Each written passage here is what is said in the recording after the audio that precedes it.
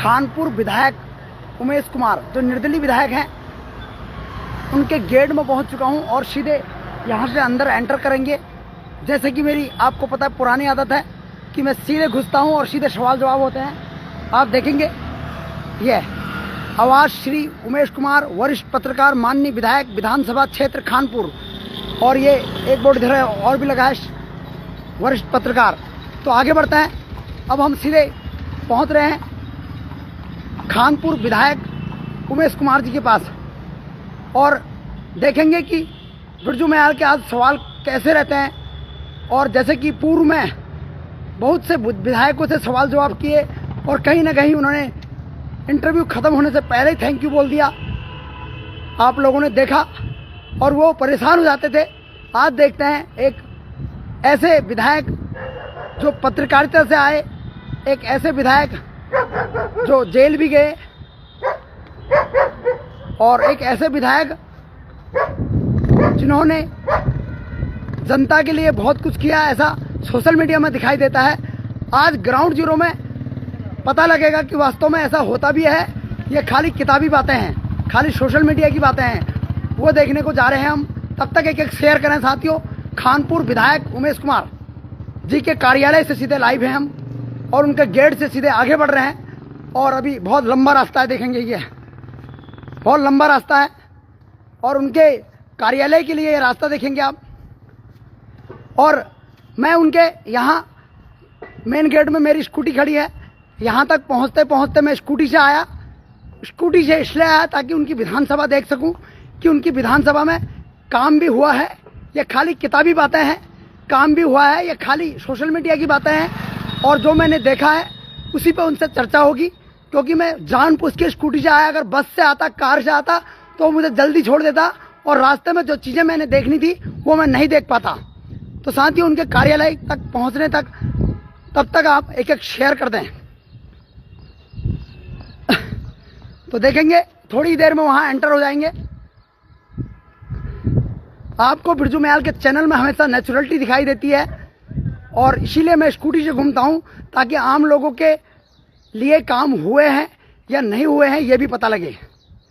और जैसे कि मैंने बहुत से विधायकों के ऑफिस देखे, बहुत से विधायकों के कार्यालय देखे और देखा कि उनको कहीं ना कहीं टाइम नहीं मिलता है। और अब सामने हम देख रहे हैं और पहुंचने वाले हैं, देखें। तब तक एक एक शेयर कीजिएगा।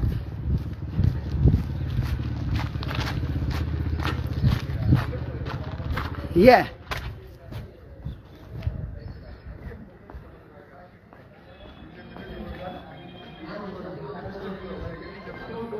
जी, तो देखेंगे। क्या नाम है आपका? क्या काम से आए हैं? वैसे आए हैं जी। आप? भानु कलेश। आपका नाम? जावीर। जावीर। आपका? महेंद्र सिंह। जोर से बोलिए थोड़ा। महेंद्र सिंह सैनी। हाँ जी। आपका शुभ नाम? आपका? पदम डागर। आपका? महेंद्र सिंह। आपका? राकेश प्रधान। आपका? तो साथियों अब हम सीधे पहुंचे हैं विधायक उमेश कुमार जी के पास। थोड़ा सा मैं कुर्सी मांगूंगा एक।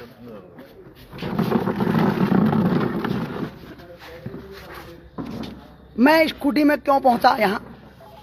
मैं सोचता तो बस में भी आ सकता था, कार में भी आ सकता था। कार में इसलिए नहीं आया, बस में इसलिए नहीं आया ताकि मुझे पता लग सके कि विधानसभा में कार्य कितने हुए हैं, रोडें कैसी हैं, सड़कें कैसी हैं। सबसे पहले आपका वेलकम है बिरजू मयाल के चैनल में। धन्यवाद बिरजू जी। मैंने रोडें जो देखी, आज मैं पहाड़ की रोडें देख रहा हूँ, आपकी रोडें देख रहा हूँ, कहीं एक स्कूटी हमारी उछली भी नहीं। ऐसे कैसे हो गया? आपकी रोडों में और पहाड़ की रोडों में अंतर कैसे हो गया? ये कमीशन मुक्त सड़कें हैं जी। गड्ढा मुक्त नहीं, कमीशन मुक्त सड़कें। कमीशन मुक्त सड़कें हैं। बात करें पहाड़ की और बात करें खानपुर विधानसभा की। पहाड़ में आज मैं बंजर खेत देख रहा हूँ और आपके वहाँ लहलहाते हुए गेहूं देख रहा हूँ। यहाँ के लोग भी बंजर कर सकते थे, पर कहीं ना कहीं हरे भरे खेत देखकर मन प्रसन्न हुआ, दिल प्रसन्न हुआ। तो पहाड़ों में बंजर खेती कैसे? देखिए, पहाड़ों की परिस्थितियां अलग हैं और हमारे तराई क्षेत्र की परिस्थितियां अलग हैं। यहाँ किसान के लिए खेती करना सुगम है, पहाड़ में बड़ा दुख। वहाँ पानी की व्यवस्था नहीं है, जंगली जानवरों की जो है। आप बिल्कुल ठीक कह रहे हैं, पर पानी की व्यवस्था करने वाले क्या सोए हैं? अब उनको जगाने के लिए आप जैसे भाई काम कर रहे हैं तो जाग ही जाएंगे। जी, सिंचाई विभाग की बात करें, जीरो, सिंचाई का पानी है ही नहीं और लगातार टेंडर पर टेंडर पास हो रहे हैं करोड़ों रुपए के। ये कौन सा विभाग है? सिंचाई विभाग कहाँ पर है? हमारे उत्तराखंड में पहाड़ों में अच्छा है। अच्छा, मैं समझ गया, कहने का मतलब है नहीं है, सर का कहने का मतलब ये है। अब दूसरी बात, तीसरी बात करेंगे। श्रीमान जी, आज यहाँ पर ये जो इतनी भीड़ लगी है, इतने लोग यहाँ पर आए हैं, ये क्या है? कौन सा दरबार लगा है यहाँ? ये जनता का अपना दरबार है जी। लोगों के जनता दरबार होते हैं, हमारे यहाँ जनता का अपना दरबार है। ये आते हैं अपनी समस्याएं लेकर और उनका निस्तारण कराते हैं और अपने अपने घर चले जाते हैं। ऐसा मैंने इतिहास में कभी नहीं देखा कि किसी का घर का कुत्ता भी खो रहा है वो आपके पास आ रहा है, बिल्ली खो रही है वो आपके पास आ रहा है, घर में पुलिस पहुंच जा रही है वो कह रहा है श्रीमान जी वहाँ पुलिस पहुंच गई। ये क्या है? किसी के घर में भी कोई कूड़ा फेंक जाता तो वो भी यहीं आता है, वो भी यहीं आता है। तो ये पहाड़ और प्लेन्स के विधायकों में कैसा अंतर है, मैं पूछूंगा, मेरा हक है। देखिए, मैं एक बात जानता हूँ, मैं किसी विधायक के साथ कोई कंपैरिजन नहीं करता जी, पर मेरा मानना है कि विधायक को अपनी विधानसभा कमीशन से मुक्त रखनी चाहिए, अपने कार्यकर्ताओं का सम्मान करना चाहिए, अपने क्षेत्र की जनता का सम्मान करना चाहिए, सबको एक समान एक नज़र से देखना चाहिए। अगर जो सबसे गरीब व्यक्ति आपके पास आया, सबसे पहले उसकी समस्या सुनिए, उसके बाद किसी और की सुनिए। उसको ये एहसास ना हो कि मैं गरीब हूं और मैं किसी विधायक के घर गया था, उसे ये लगना चाहिए कि मैं अपने घर में आया था। जब आप सब लोगों को एक समान अधिकार दे देंगे, उनको जिस दिन आप इतनी छूट दे देंगे कि वो ये महसूस करने लगे कि यार विधायक का घर नहीं अपना घर है, जब मर्जी चल पड़ो, तो उस दिन वो लोग अपने को बहुत खुशहाल महसूस करने लगते हैं। एक कहावत है गांव में कि गुड़ मत दो गुड़ जैसी बात कर दो। आप किसी की समस्या का निस्तारण नहीं भी कर पा रहे, क्योंकि जरूरी नहीं है आप हर समस्या का हल कर पाएं, तो कम से कम उस व्यक्ति को इतना सम्मान और प्यार जरूर देके भेजे कि वो ये महसूस ना करे कि यार चलो कोई बात नहीं हुआ तो कोई बात नहीं। जैसे कि किताबी बातें लगती है सोशल मीडिया।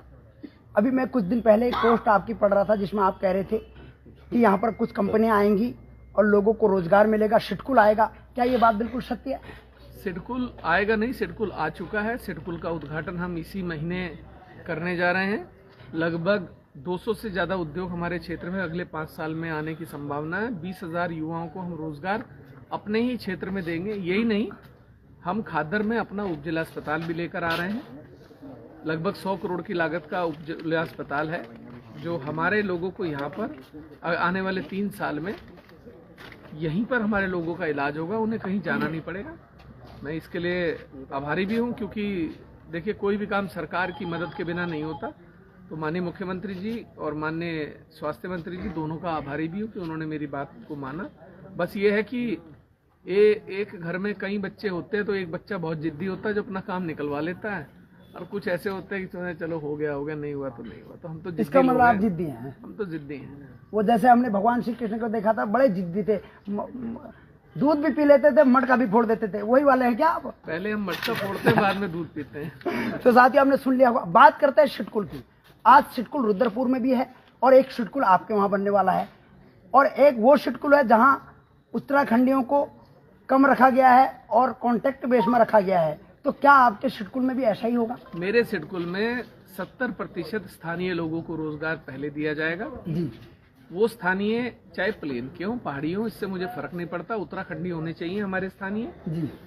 सबसे पहले खानपुर विधानसभा के लोगों को रोजगार दिया जाएगा, उसके बाद हमारे से लगती हुई विधानसभाएं जो हैं उनके लोगों को रोजगार दिया जाएगा। हम भेदभाव किसी से नहीं करेंगे। कॉन्ट्रैक्ट पे, कंपनी बेस? कॉन्ट्रैक्ट देखेंगे कंपनियों की क्या परिस्थितियां बनती हैं। आजकल तो ज्यादातर लोग कॉन्ट्रैक्ट पे काम करा रहे हैं, लेकिन उस पर भी कई मानक हम ऐसे तय करेंगे कि हमारे लोगों को तकलीफ ना हो। अब सोशल मीडिया से आवाजें उठ रही हैं कि उमेश कुमार की जरूरत अब पहाड़ों को है, तो अगर भविष्य में ऐसी स्थिति पैदा हो जाती है तो आप कौन सी विधानसभा से चुनाव लड़ेंगे? देखिए, चुनाव तो मैं खानपुर विधानसभा से ही लड़ूंगा, लेकिन बहुत सारे लोग पहाड़ में काबिल लोग हैं, संघर्षरत लोग हैं। हम उन लोगों को आगे बढ़ाएंगे, उनको मजबूत करेंगे ताकि वो क्षेत्र की ईमानदारी के साथ आवाज उठाएं, क्षेत्र की लड़ाई लड़ें। उनको क्या चाहिए? उनको एक आदमी चाहिए जो उनकी थाना, कचहरी, कोर्ट में मदद कर सके। जैसे तुम 2020 में तुम्हें जेल में बंद कर दिया था एसडीएम ने, और मुझे तो सिर्फ सूचना मिली थी सोशल मीडिया से, और मैंने तुम्हारी पत्नी से संपर्क किया था और तुमको छुड़वा भी दिया था, शायद 2 दिन लगे थे, 2 दिन लगे थे, है ना। तो ऐसे ही जो लोग पहाड़ों में संघर्ष रहता है उनकी मदद करते रहते हैं, उन्हीं को मजबूत करेंगे आने वाले टाइम में। लेकिन मुझे एक पीड़ा बहुत है, अभी जब विधानसभा प्रकरण हुआ तो हमने खुलकर पहाड़ की बात उठाई। मैं पहाड़ के लोगों से भी कहना चाहता हूं, किसी एक के कारण आप सारे प्लेन के लोगों को गाली मत दीजिए। किसी एक ने अगर कोई पाप किया है उसकी सजा आप उसी को दीजिए, लेकिन आप पूरे प्लेन के लोगों को अगर आप ये कहोगे सब खराब हैं तो ये गलत है। सब उत्तराखंडी है, जो उत्तराखंड की सीमा में रह रहा है वो उत्तराखंडी है, कोई मूल निवासी है, कोई नहीं है। और मेरा मानना है आप कैसे कैसे, बहुत सारे लोग ऐसे हैं जो 1950 से पहले के जिनके परिवार यहीं रह रहे हैं, तो वो भी तो मूल निवासी होंगे। तो मेरा ये कहना है कि हम एक दोषी व्यक्ति के कारण सब लोगों को ऐसा ना बोलें, इससे पीड़ा होती है, इससे क्षेत्रवाद पैदा होता है। बहुत सारे लोग पहाड़ में ऐसे हैं जो सिर्फ क्षेत्रवाद की राजनीति को बढ़ावा दे रहे हैं और अपने सिर्फ हितों को साधने के लिए, क्योंकि पहाड़ के लोग बहुत संवेदनशील और समझदार हैं, वो समझ रहे हैं हो क्या रहा है। तो हमें इन सब चीजों से बचना है, पहाड़ को हमें विकसित करना है, पहाड़ में हमें सब रोजगार पैदा करने हैं, पहाड़ के लोगों के लिए रोजगार पैदा करने हैं, वो बहुत महत्वपूर्ण है। उस पर सरकारें ध्यान दें। ये नहीं कि हम पहाड़ और प्लेन के बीच में एक खाई फाड़ दें और लड़ते रहें। पहाड़ के दुरुस्त इलाकों से मैं आपके कार्यालय तक पहुंचा हूं और पहाड़ की हालत मैंने भी देखी है और कहीं ना कहीं आपको भी पता है। क्या लगता है, क्या पहाड़ की हालत सुधर सकती है? क्या हम पलायन को रिवर्स पलायन कर सकते हैं? सुधर सकती है। एक तानाशाह की जरूरत है। तानाशाह ये नहीं कि जो जनता के लिए तानाशाह है, वो तानाशाह जो अधिकारियों को तानाशाही तरीके से सीधा रखे, टाइम बाउंड काम कराए, टाइम बाउंड योजनाओं को क्रियान्वित कराए, टूरिज्म को बढ़ाया जाए, पैराग्लाइडिंग, अन्य जो पर्यटन के माध्यम हैं, लेक हैं, बहुत सारी हमारे यहाँ घाटियां हैं, हमारे यहाँ तीर्थाटन हैं, इन सबको इतना बढ़ावा दिया जाए कि जितना रेवेन्यू देश के बड़े राज्य नहीं पैदा कर पाते उतना रेवेन्यू हम पैदा करें। जी, अभी बात करें, हाल ही में एक कैंपा घोटाला हुआ है, उसके बारे में आपका क्या ख्याल है? कौन सी बड़ी बात है इस राज्य में घोटाला यार? कभी पटवारी, कभी दरोगा, कभी स्टडिया, कभी हाइड्रो, कभी कुंभ, कभी श्रावंती गैस घोटाला, कभी नौकरियों में घोटाला, कभी दरोगा भर्ती कांड। कौन ये अब बहुत छोटी बात हो गई है। घोटाला, अच्छा कोई बात नहीं, हो गया होगा। तो ऐसा एक लोगों के मन में वो हो गया कि घोटाला सुन के ना, अब जैसे खिलाड़ी होता है ना, जब पहली बॉल 140 की स्पीड में आती है तो तेज दिखती है, और जब वही बॉल 100 आती है तो वो उसे 50 की स्पीड में दिखती है। तो अब वो हम लोगों को भी लगने लग गया, अच्छा घोटाला हो गया, होने दो। अच्छा, भविष्य में अगर आपके कंधों में जिम्मेदारी आती है तो पूर्व में हुए घोटाले, भूतकाल में हुए घोटाले के प्रोजेक्ट खोल सकते हैं आप?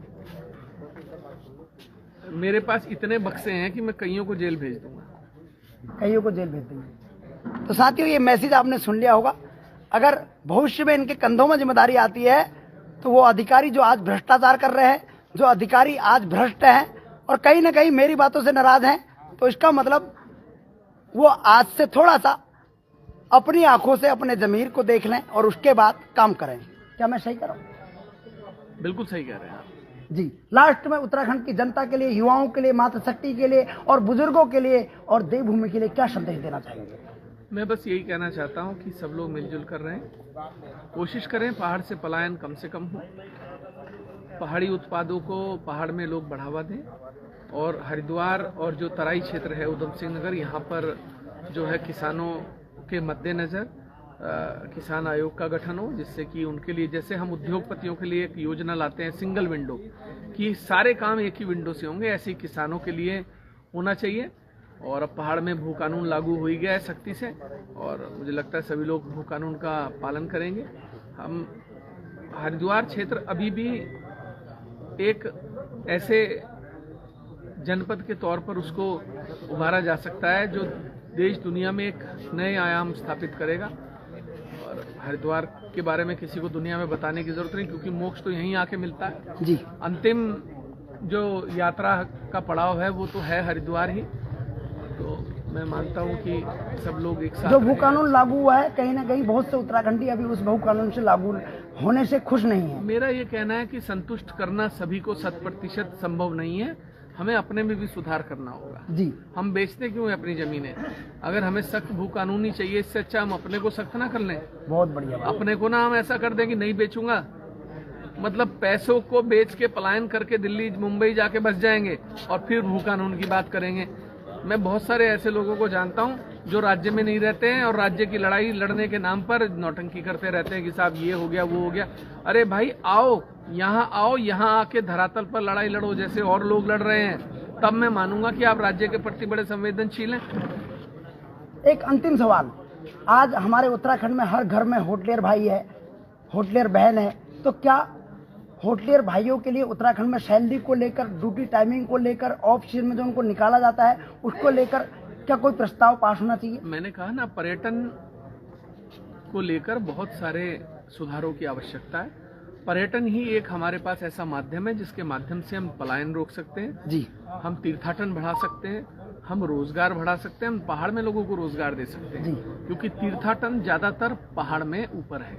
तो मुझे लगता है उस पर सख्त और गंभीर होकर काम करने की आवश्यकता है। क्या विधानसभा में एक प्रस्ताव ये भी पास होना चाहिए होटलियर भाइयों के लिए, जो मैंने अभी कहा था? अगर वो चाहेंगे तो हम बिल्कुल आए, मेरे पास मिले, हम उनके बात को सदन में उठाएंगे, क्या दिक्कत है? अगर कोई एक बड़ा मत ये चाहता है कि ऐसा होना चाहिए तो वो सदन बना ही उन लोगों के लिए है कि भाई जो बड़ी योजनाएं हैं वो क्रियान्वित हो, जो नए कानून हैं वो आए। जी, तो साथियों हमारे साथ थे खानपुर के निर्दलीय विधायक उमेश कुमार जी। बने रहें ब्रजमयाल के चैनल में, तब तक के लिए जय उत्तराखंड।